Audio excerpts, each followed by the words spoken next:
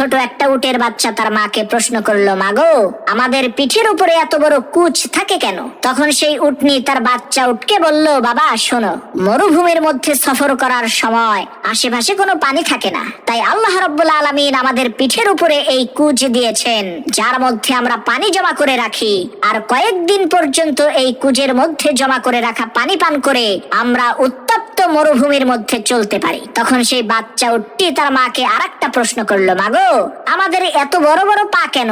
তখন সেই মা উটনিটি বলল, বাবা আমাদেরকে মরুভূমির মধ্যে অনেক দূরে দূরে সফর করতে হয়, তাই আল্লাহ রাব্বুল আলামিন আমাদেরকে বড় বড় পা দিয়েছেন, যাতে আমরা খুব দ্রুতই রাস্তা অতিক্রম করতে পারি। তখন বাচ্চা উটটি বলল, মা বুঝতে পেরেছি, এখন বলো আমাদের চোখের সামনে এত বড় বড় পাপড়ি কেন?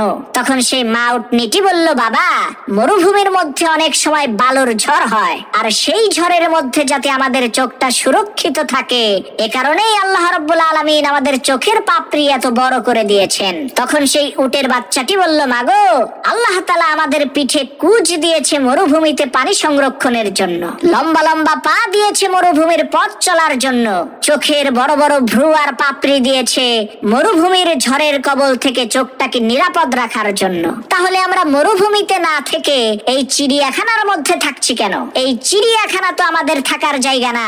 প্রিয় ভাই আমার, আপনার মধ্যে যতই গুণ থাকুক না কেন, আপনি যদি সঠিক জায়গায় না থাকেন, তাহলে আপনি কখনোই আপনার প্রাপ্য মর্যাদা পাবেন না।